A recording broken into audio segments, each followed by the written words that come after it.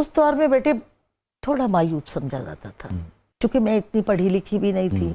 मेरा ख्याल है मैं अभी 7वीं में थी तो मैं ऐसे ही चली गई। स्कूल का एक हो रहा था फैंसी ड्रेस शो, और इतने हालात भी अच्छे नहीं थे घर के, तो मामूली से स्कूल में माँ बाप ने डाल दिया। उसकी 2 रुपए फीस थी, उसका नाम था रफ़ाए आम स्कूल। अच्छा। उन्होंने कहा कि मीना बाजार वगैरह नहीं जो होते ख़वातीन के जो जी, उसमें मैं बढ़ चढ़ के हिस्सा लेती थी। ट्रेनिंग वो थी। मैंने कहना जी चलो जी जुम्मा हाँ जी, वो भी कर लेना। तब से टिकट लगता है मेरे पे। वो टिकट लेके स्कूल वाले वो पैसे जमा करते थे ना, वहीं पे मैंने ऐसे घिसी पिटी सी टीचरों पे कवालियां लिख दी, फलां मिस आई तो ये हो गया वो हो गया। उन्होंने कहा चलो जी ऐसे नंबर एनजी ला दिया करो, इन्हें पढ़ना पुढ़ना नहीं, क्योंकि निल बटा निल थी। मेरा पढ़ाई में बिल्कुल भी फोकस नहीं था। मैं क्यों झूठ बोलूं, प्योर आर्टिस्ट थी ना। मैं आपके साथ कैसे झूठ बोल सकती हूँ। नहीं बेटे, वो मैं बात आपको फिर पढ़ाई की भी बताऊंगी। पढ़ाई बहुत जरूरी है, वो सोने पे सुहागा है, वो मुझे अब समझ आ रही है इस बात की।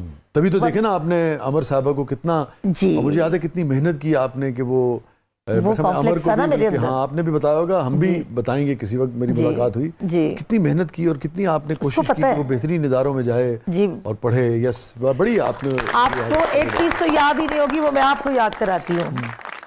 अच्छा, मेरी सेपरेशन हो गई थी तो अमर का मैंने करवाना था एडमिशन, मॉन्टेसरी वगैरह तो मैंने करवा दी। नानी का बड़ा रोल था, अल्लाह मेरी माँ को जन्नत नसीब करे। आमीन। मेरे अंदर एक कॉम्प्लेक्स था अंग्रेजी का। मैं समझ थी अंग्रेजी पढ़ाई है, मुझे नहीं पता था कि वो लैंग्वेज है। वो मेरी बेटी ने पढ़ने के बाद मुझे बताई। तो मेरी सहेलियों ने पिट पिट पिट पिट पिट पिट अंग्रेजियां बोलना करना, मैंने कहना करना नहीं नहीं नहीं। मैं उनकी अपने इश्क दा रोना लैके बह जावा कि भाई मेरी उन सेपरेशन हो गई है, तो मैं अपनी बेटी दे उत्ते वही मैं फोकस अपनी बेटी पे क्यों ना करूं, उसको क्यों ना लाइक करने की कोशिश करूं। अल्लाह ने मदीने वाले के सदके में, नबी के सदके में मेरा साथ दे दिया। अल्लाह पाक ने मेरा वसी बेटे साथ दे दिया। मैंने ये एक कोशिश जिंदगी में अच्छी की। मैं तरू के लै गई, उन्होंने 2.5 साल दी सी ते मैं उन्होंने मॉन्टेसरी च पवा दिता। मैं कह दी कलर ये वो जो दस दे। अब मुझे फिक्र पड़ गई कि मैं इसका एडमिशन कैसे करवाऊं। वो कहते ने अंग्रेजी स्कूलों च बच्चे जमदियां दे नाम पहले जमा कराई दे, इन्नी समझ बुझ नहीं सीगी। खैर तैयार थी रो के ना, कॉन्फिडेंट मैं बड़ी सा शुरू, क्योंकि मल्ले का टैलेंट था ना। और फरिया जबी भी थी उस वक्त, आप स्टार तो उस वक्त भी तक नहीं थी तब भी। नहीं पुत्र, ਤੁਹਾਡਾ ਵੱਡਾਪਨ है। नहीं ना करो, ए ਤੁਹਾਡਾ ਵੱਡਾਪਨ है, अल्लाह ताला का शुक्र है। ना करो। तो मैं पहुंच गई जी वहां पे, अपने लो मॉडर्न कैसे बन के गई कि दुपट्टा नहीं लेता आया, लूज दी शर्ट पा के मैं जा रही हूं अपनी बेटी दी उंगली फड़ के, ते तुसी आ रहे हो अपनी बच्ची दे नाल ते अपनी मिसेस दे नाल। दुआ सी। हां जी, ਤੁਹਾਨੂੰ याद है गल? जी जी, कॉन्वेंट दी गल आपको याद है वैसे जी। तो आप आ रहे थे, तो ਤੁਹਾਡਾ ਇਸ ਤਰ੍ਹਾਂ ਮੇਰੇ ਤੇ ਧਿਆਨ ਪਿਆ ਗਿਆ ਵਿੱਚੋਂ ਮੈਂ ਕੱਚੀ ਕੱਚੀ ਹੋਵਾਂ, ਕਿਉਂਕਿ ਮੇਰੀ ਬੇਟੀ ਦਾ ਉੱਥੇ ਐਡਮਿਸ਼ਨ ਨਹੀਂ ਸੀ ਹੋਇਆ। ਮੈਂ ਕਿਹਾ ਹੈ ਤੇਰੀ ਤੇ ਐਕਟਿੰਗ ਸਾਰੀ ਵੜ ਗਈ ਬਈ, ਤੈਨੂੰ ਤੇ ਕਿਸੇ ਨੇ, ਕਿਉਂਕਿ ਮੈਨੂੰ ਨਾ ਉੱਥੇ ਜਾ ਕੇ ਇੰਗਲਿਸ਼ ਦੇ ਵਿੱਚ ਕੋਈ ਗੱਲ ਕਰਨੀ ਆ ਰਹੀ ਸੀ, ਨਾ ਕੁਝ ਕਰਨਾ ਆ ਰਿਹਾ ਸੀ। ਬਸ ਮੈਂ ਪੂਰੀ ਰਾਤ ਨਹੀਂ ਉਸ ਦਿਨ ਸੁੱਤੀ ਨਾ, ਕਿ ਮੇਰੀ ਬੇਟੀ ਦਾ ਐਡਮਿਸ਼ਨ ਹੀ ਨਾ ਹੋ ਪਾਇਆ। ਮੈਂ ਕਿਹਾ ਹੁਣ ਤਾਂ ਮੇਰੀ ਬੱਚੀ ਲਾਇਕ ਹੀ ਨਹੀਂ ਹੋਏਗੀ। ਉਦੋਂ ਉਹਨੂੰ ਕਨਵੈਂਟ ਨੂੰ ਬੜੀ ਚੀਜ਼ ਸਮਝਿਆ ਜਾਂਦਾ ਸੀ। ਮੈਂ ਕਿਹਾ ਲੋ ਜੀ ਮੇਰੇ ਤੇ ਵੱਟੇ ਪੈ ਗਏ। ਲੇਕਿਨ ਇੱਕ ਤੁਸੀਂ ਪਲੈਨਿੰਗ ਕਰ ਦਿਓ ਤੇ ਇਕੱਲਾ ਪਾਕ ਕਰਦੇ ਨੇ, ਔਰ ਜਿਹੜੀ ਉਹ ਕਰਦੇ ਨੇ ਨਾ ਉਹ ਫਿਰ ਕਿਧਰੇ ਮਾਤ ਨਹੀਂ ਆਉਂਦੀ।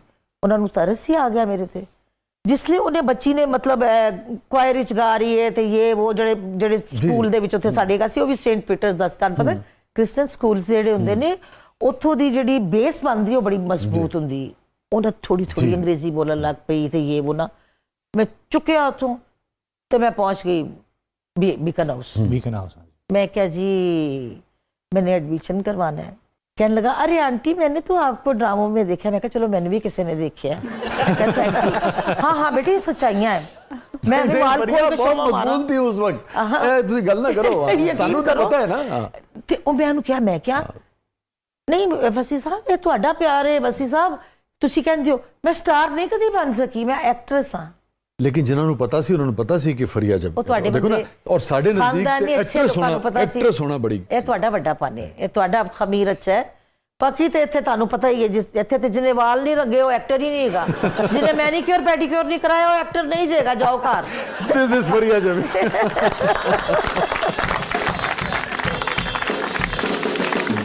उस मुंडे ਨੂੰ मैं भी क्या मैं कहा अच्छा चल पुत्र तेरी मैंने कहा बेटे मेरा एक काम कर दो ये मेरी एक ही बेटी है मैंने इसका एडमिशन यहाँ हर सूरत करवाना है तो मैं तुम्हें चुप करके चलाको तो ही सा रकम रुकम लगा दूंगी कहता नहीं नहीं आंटी वो भी चंगिया दा बाल सी वही क्या ना अल्लाह ने पाया जी जी ਉਹਨੇ ਮੈਨੂੰ ਕਹਿਤਾ ਤੁਸੀਂ ਇਹਦਾ ਉਹ ਕਰਵਾ ਦੇਣਾ ਕੀ ਕਰਾਈਦਾ ਪਰ ਜਦ ਲੈਂਦੇ ਨੇ ਇੰਟਰਵਿਊ ਲੈਂਦੇ ਨੇ ਬੱਚਿਆਂ ਦਾ ਉਹ ਤੁਸੀਂ ਕਰਾ ਦੇਣਾ ਮੈਂ ਕਿਹਾ ਟੈਸਟ ਹੋਏਗਾ ਇਹਦਾ ਉਹਦੇ ਬਾਅਦ ਇੱਥੇ ਪਤਾ ਨਹੀਂ ਕੀ ਇੱਥੇ ਚਿੱਟ ਲੱਗੀ ਹੋਵੇਗੀ ਤੁਸੀਂ ਨਾ ਪੜ ਲੈਣਾ ਬਸ ਰੱਬ ਨੇ ਕਰਵਾ ਦਿੱਤਾ ਅੱਲਾ ਸੋਨੇ ਨੇ ਉਹ ਕਰਵਾ ਦਿੱਤਾ ਬਸ ਫਿਰ ਕੰਮ ਚੱਲ ਫਿਰ ਰਾਵਾਂ ਬੰਦੀਆਂ ਗਈਆਂ ਫਿਰ ਆ ਗਿਆ ਫੀਸ ਦੇ ਮਸਲੇ ਸਭ ਤੋਂ ਐਂਡ ਤੇ ਇਸ ਤਰ੍ਹਾਂ ਕਰਕੇ ਮੈਂ ਲਾਈਨ ਵਿੱਚ ਲੱਗੀ ਨਹੀਂ ਸਾਂ ਉਹ ਪਤਾ ਉਸ ਦੌਰ ਦੇ ਵਿੱਚ ਹਰ ਫੀਸ ਦੇ ਉੱਤੇ ਨਾ 20 ਰੁਪਏ जुर्माना लगता जी जी अगर लेट हो जाते हिम्मत नहीं मैं हारी लंगोटा कस के मैं जिंदगी गुजारी है हिम्मत हार दी ते तुसी डुब गए जे तुसी लगे रहो ते मैं कहनी हां बंदा दवे ना दवे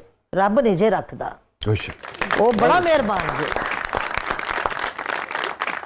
लो जी दा उत्थे एडमिशन होया ए जिसले हाले 5th तक पहुंची है फिर दा ओ लेवल जिसले शुरू होया ते मेरी धी दा ते उत्थे लग गया स्कॉलरशिप ਅੱਧੀ ਫੀਸ ਮਾਫ ਹੋ ਗਈ ਮਿਹਨਤੀ ਹੋਏਗੀ ਨਾ ਜ਼ਹੀਨ ਹੋਏਗੀ ਫਿਰ ਉਹਦਾ ਯੂਨੀਵਰਸਿਟੀ ਦੇ ਵਿੱਚ ਵੀ ਉਹੀ ਲੱਗ ਗਿਆ ਫਿਰ ਮੈਨੂੰ ਕਦੀ ਆਉਂਦਾ ਪਿਆ ਫੋਨ ਅਸਕਰ ਨਦੀਮ ਸਈਦ ਸਾਹਿਬ ਕਹਿੰਦੇ ਨੇ ਫਰੀਆ ਜੀ ਉਹਨਾਂ ਨੂੰ ਹਾਲੇ ਵੀ ਕਨਫਿਊਜ਼ਨ ਲੱਗ ਰਹੀ ਸੀ ਕਿ ਸੌਲੇ ਜੀ ਰੰਗ ਦੀ ਆਮ ਜੀ ਔਰਤ ਜਿਹਦੀ ਉਰਦੂ ਨਹੀਂ ਠੀਕ ਇਹ ਉਹਦੀ ਬੱਚੀ ਕਿਸ ਤਰ੍ਹਾਂ ਹੋ ਸਕਦੀ ਹੈ ਜ਼ਰਾ ਕੁਛ ਸ਼ਕਲ ਵੀ ਹੈ ਮੇਰੀ ਬੇਟੀ ਉਹ ਕਹਿਣ ਲੱਗੇ ਕਿ ਫਰੀਆ ਜੀ ਉਹ ਐਕਚੁਅਲੀ ਤੁਹਾਡੀ ਦੁਖਤਰ ਨੇ ਇੱਕ ਸਟੂਡੈਂਟ ਹੈ ਮੇਰੀ मैं क्या मेरी बच्ची है मेरी थी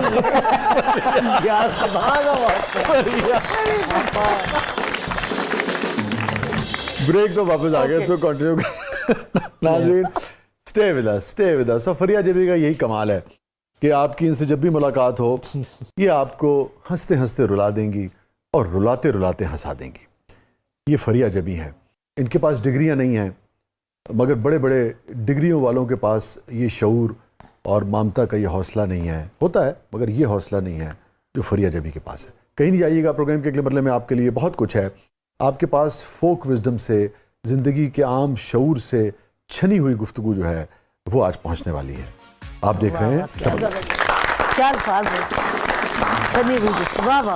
उत्थों ही लिया और उदाली वाले पाई तो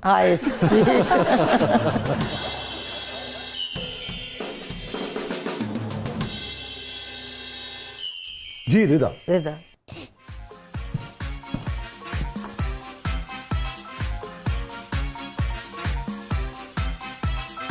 अरे वाह जबरदस्त पार्ट टाइम बेचते भी नहीं अच्छा लो जी है पखी ਇਹ ਪੱਖੀ ਦਾ ਤੁਹਾਨੂੰ ਕੀ ਦਸੀਏ ਇਹ ਤੁਹਾਨੂੰ ਠੰਡੀਆਂ ਹਵਾਵਾਂ ਵੀ ਦੇ ਸਕਦੀ ਜੇ ਇਹ ਦੇਖੋ ਹਾਂਜੀ ਇਹ ਦੇਖੋ ਜੀ चलांगी पखियां हैं चलांगी पखियां है ਤੁਸੀਂ ਗਾਣਾ ਵੀ ਬਣਾ ਸਕਦੇ ਹੋ ਮੇਰੇ ਵਾਲਦਾ ਅੱਲਾ ਬਖਸ਼ੇ ਇਹ ਜਿਹੜੀ ਪੱਖੀ ਜੇ ਨਾ ਹਾਂਜੀ ਹਾਏ ਕੀ ਯਾਦ ਉਹਨਾਂ ਦੀ ਮੈਂ ਰੱਖੀ ਜੇ ਆਪਣੇ ਘਰ ਹਾਲੇ ਵੀ ਆਈ ਸਵੇਰ ਉਹਨਾਂ ਨੇ ਨਾ ਕੱਪੜਾ ਲਾ ਕੇ ਨਾ ਜਿਹੜੇ ਪੁਰਾਣੇ ਜ਼ਮਾਨੇ ਦੀਆਂ ਮਾਵਾਂ ਨੇ ਨਾ ਹਾਂਜੀ ਮੇਰੀ ਮਾਂ ਨੇ ਕਹਿਣਾ ਉਹ ਇੰਨੀਆਂ ਸਲੀਕਾ ਸ਼ਵਾਰ ਸਨ ਕਿ ਬੱਚਿਆਂ ਦੇ ਪੈਸੇ ਨਾ ਲੱਗਣ ਇਹ ਤੁਹਾਨੂੰ ਬੜੀ ਮਾਮੂਲੀ ਛੋਟੀ ਗੱਲ ਲੱਗ ਸਾਨੂੰ ਖੁਦ ਨੂੰ ਕਦਰ ਨਹੀਂ ਇਹ ਗੱਲਾਂ ਦੀ ਜੇ ਇੰਜ ਦੀ ਕੋਈ ਪੱਖੀ ਆ ਜਾਣੀ ਹੈ ਨਾ ਕਿਉਂਕਿ ਆਪੇ ਹੀ ਸਾਨੂੰ ਮਾਰ ਕੇ ਤੇ ਤੋੜ ਦਿੰਦੇ ਸਨ ਪੱਖੀ ਅਸੀਂ ਕਹਿੰਦੇ ਸਾਨੂੰ ਇਹਦੇ ਨਾਲ ਕੁੱਟੋ